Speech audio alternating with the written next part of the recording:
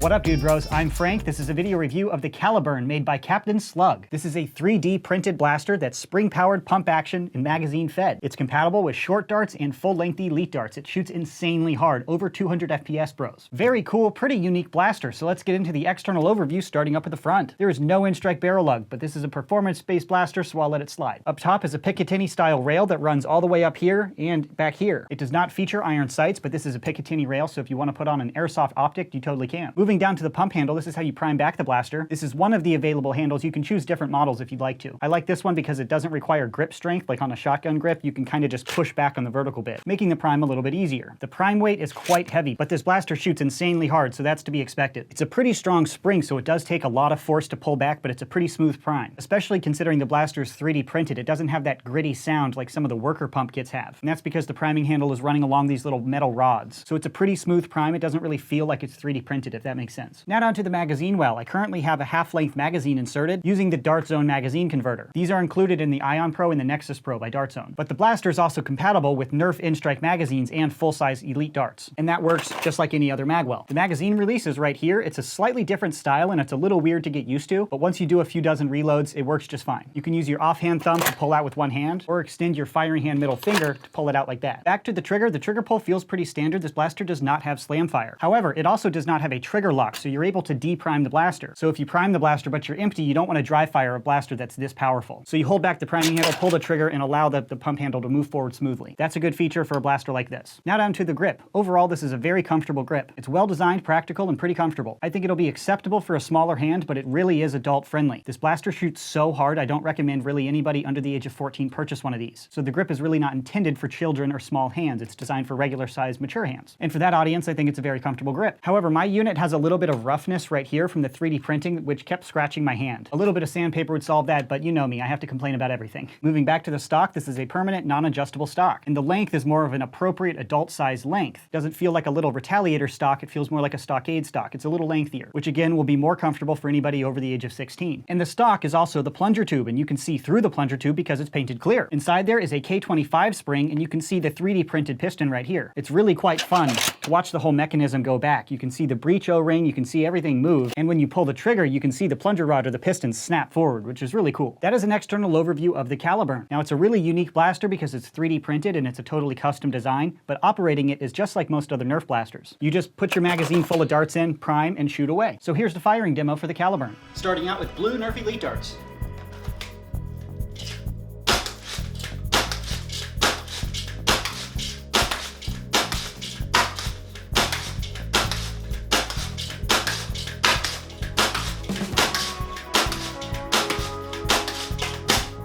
Elite darts suck so bad.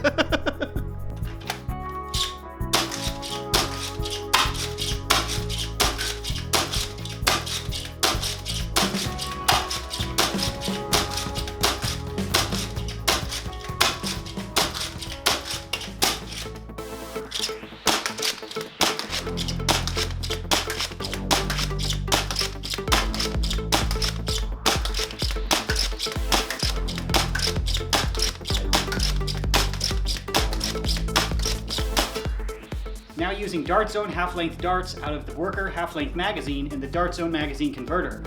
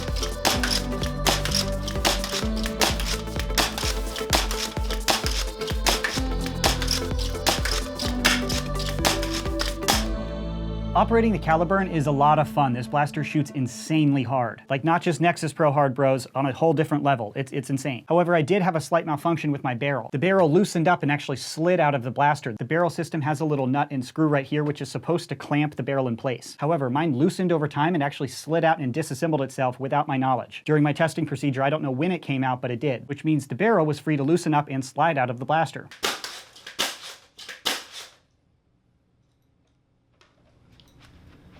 I think the barrel's just happy to see me.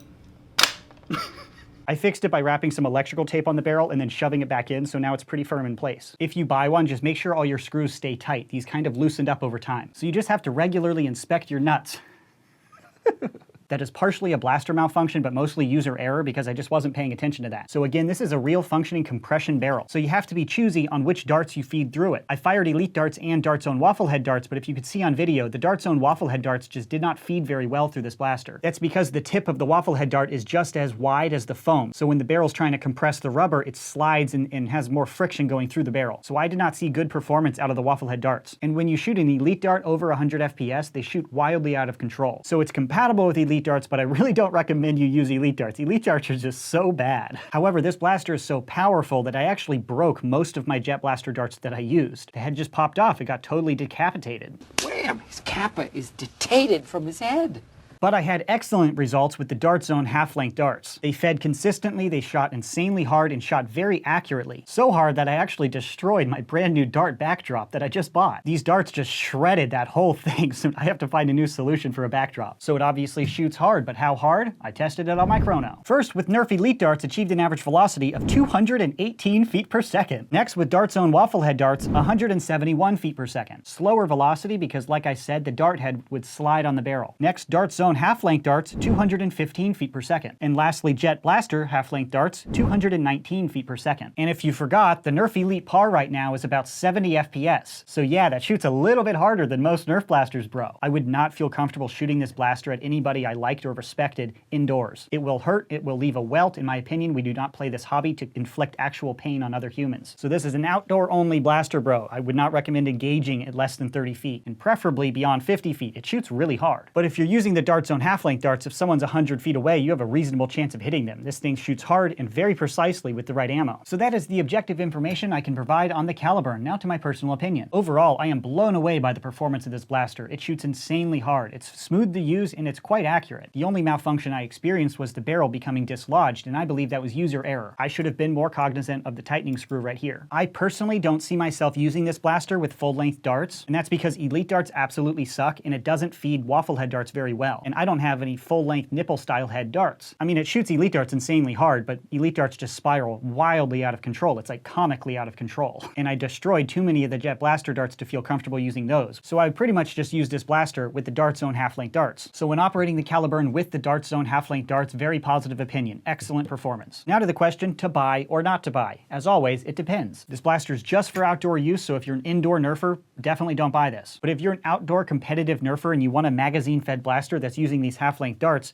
definitely consider this. In many ways, the Caliburn is comparable to the Adventure Force Nexus Pro, but it really is in a totally different league. The Nexus Pro shoots at 140 to 150 FPS, which is already insanely hard. The Caliburn is shooting at 215. That's noticeably faster. The Nexus Pro could be used safely indoors, although I really wouldn't recommend it. The Caliburn absolutely should not be used indoors. It would just be irresponsible and disrespectful to whoever you're shooting at. But if you're an outdoor competitive nerfer and you want a magazine-fed blaster, definitely consider the Caliburn. If you're going to purchase one, you can choose a few different options. This vertical grip is not included with the base kit. It's a separate unit. But this makes it way easier to prime than any shotgun-style grip. This is a 3D printed blaster. Most of the parts are white, black, and gray in the rear, but Captain Slug set me up with a little sampler platter to show you guys all the colors available. Red, orange, yellow, green, light blue, and blue. And by default, this blaster ships out as a kit that you have to assemble yourself. And this assembly is not like a quick 5-minute thing. It's a rather elaborate assembly. Captain Slug offers an assembly service on his website for $20 US, which is a separate thing. If you do not want to assemble the entire entire thing yourself, I would really recommend that. But I think this blaster is really going to appeal to the mechanically inclined minds because you get to see all the moving parts. I like that the plunger tube is painted clear so you can see the big spring, you can see the piston fire, and when you pull the trigger and see it snap forward, that's super cool. And even the trigger mechanism moves and you can see it, and the magazine release isn't even covered. So it's more exposed, it's more of a skeleton style blaster, and for the mechanically minded people, that's super rad. But if you just want to buy something and have it run without paying attention to it or maintaining it and checking, you know, if your nuts are a little loose, this might not be the best blaster for you. And in that case, I'd recommend the Nexus Pro. So overall opinion on the Caliburn is very high. It's an excellent blaster, very cool, very well made. The 3D print quality is solid. It feels like a nice unit. But once again, it's definitely not for everyone. This is not a normal off-the-shelf blaster. This is in a totally different league. So that concludes my video review of the Caliburn. This one's been requested for years now. If you're interested in purchasing one of these, I'll put a purchase link in the description box below. That's it for this video review. Thanks so much for watching, bros, and as always,